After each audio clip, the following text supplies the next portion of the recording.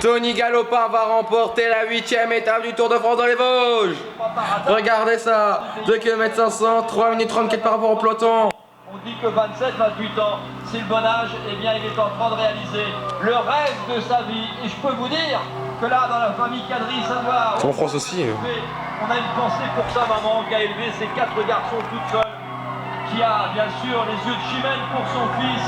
Le héros traverse Gérardmer, ça va la monter aujourd'hui, ça va monter encore pendant 1 km 800. Mais le sacre est au bout et la première victoire française, eh bien elle est là en ce samedi 12 juillet. On a dit que c'était un week-end exceptionnel sur le Tour de France. On n'a pas eu la grande bagarre annoncée ou attendue ou prévue. C'est pas grave, si c'est pas aujourd'hui, ça sera pour demain pour le maillot jaune. Mais aujourd'hui, on a l'exploit, le grand exploit de Blaise Cadry qui a quasiment fait cette étape de 160 km devant, pas tout à fait.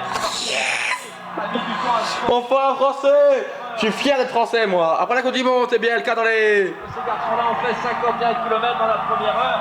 Et depuis, il a échappé à 5, il l'a bien géré. Il a été le plus malin et surtout, il était le plus... Et Chevanel deuxième, Chevanel.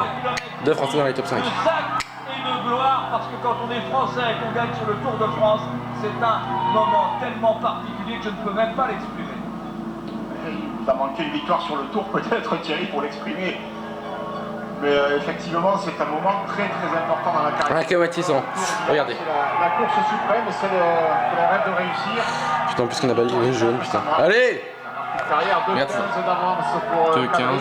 C'est fait, c'est gagné. La côte est difficile. Il y a un petit moment de répit ici, mais ça remonte dur après 1 km à nouveau de l'arrivée.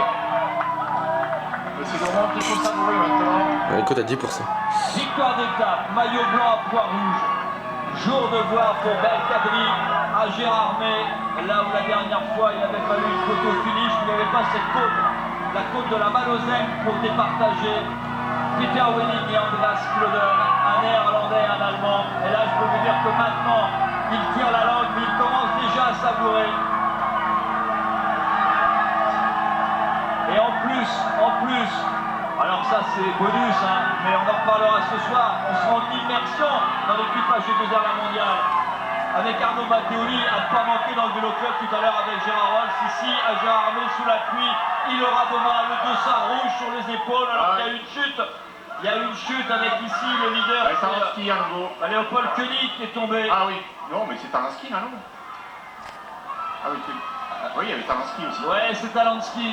C'est de nouveau Nicolas G, oui, c'est bien Andrew Talanski qui vient de retomber. Tombé hier, retombé aujourd'hui et qui va perdre du temps en plus.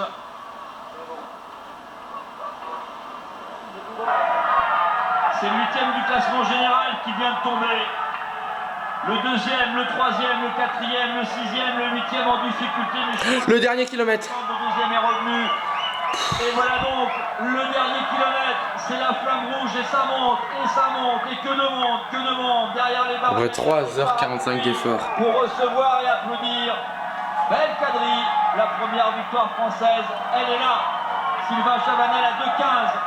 J'ai perdu Simon Yates au niveau du temps, il est derrière Sylvain Chavanel et le peloton qui est toujours loin, le peloton qui ne revient pas sur Blaise Cadry, 3,26. Il n'a quasiment rien perdu dans le final. Voilà, ça c'est l'esprit famille de l'équipage G2R La Mondiale qui est allé préparer ce Tour de France avec Julien Jordi pendant une dizaine de jours. Ils étaient au stage à Briançon, ils ont fait des sorties, c'était un truc très sympa. On avait passé un petit moment avec eux et je peux vous dire que c'est tout l'esprit famille de l'équipage G2R qui 900 mètres. dans la poignée de main qu'a donné Blaise Cadry 800. à Julien Jordi.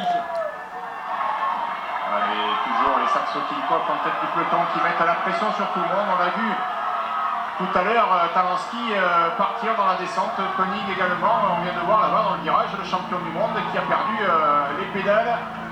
Van den Broek aussi. Ce virage a été mal négocié par les deux garçons. Alors je regarde. Des petits écarts à l'arrivée. Nibali est là, Valverde est là, Romain Bardet est là, le coureur français, Thibaut Pinot est là aussi là-bas, Jean-Christophe Perrault est là aussi pour les coureurs français, Van Garderen est là aussi. Et là, Van Garderen est là, mais il est en difficulté. Allez, on se concentre, en tout cas on se concentre, on apprécie, allez je vous dis rien, il n'y a plus rien à dire. Chapeau, grand coup de chapeau, Monsieur Blaise Cadry.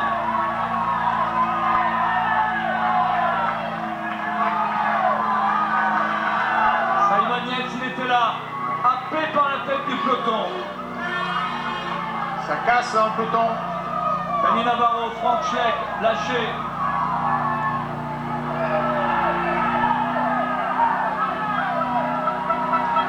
Les derniers mètres. Et l'ovation de tout un public. L'ovation de Gérard May. Abdel Kadri qui maintenant savoure, oh que c'est dur, au bout du bout bien sûr, dans cette étape de 161 km qu'il a quasiment fait devant. Et là il savoure Vite! sa troisième grande victoire chez les professionnels, mais c'est la plus grande, immense victoire pour Abdel Kadri, alors que Jürgen Van den Broek a été lâché ici, parodie de sa chute d'hier sans doute, le coureur belge. Oh que le classement général va mine de rien sans attaque des cadors va changer quand même. Reste 400 mètres. 100 mètres encore. Quelle est longue cette côte. La Malaisie est longue. Et regardez Jean-Christophe Perrault qui se met en tête du peloton. Devant TJ Van Garderen. Nibali, la Valverde, Alberto Contador, Romain Bardet, Thibaut Pinot. Il n'y a quasiment plus personne. Et il y aura 3 coureurs de l'équipe AG2R mondiale peut-être dans les 10 premiers aujourd'hui. Allez. C'est feu d'artifice 2 jours avant le 14 juillet. Et Jean-Paul apprécie à sa juste valeur la victoire de Abdel Kadri qui pense à tout fermer le maillot. Il a quasiment 1 kilomètre d'avance sur la tête d'un peloton où Alberto Contador accélère. On revient sur Niki Terpstra ici, accélération d'Alberto Contador. Nibali répond. Valverde se relève. Valverde est à fond, il s'est relevé. Et voilà, ils ne sont plus que 2. Ils ne sont plus que 2 parmi les cadors. Le 5, bravo, chapeau, la première victoire française. Elle est là, sa 3e grande victoire. Le succès, immense succès, sous la pluie, dans les phares, dans une drôle d'étape, la grande victoire de Abdel Kadri, première victoire française sur le Tour. Chapeau. Yes.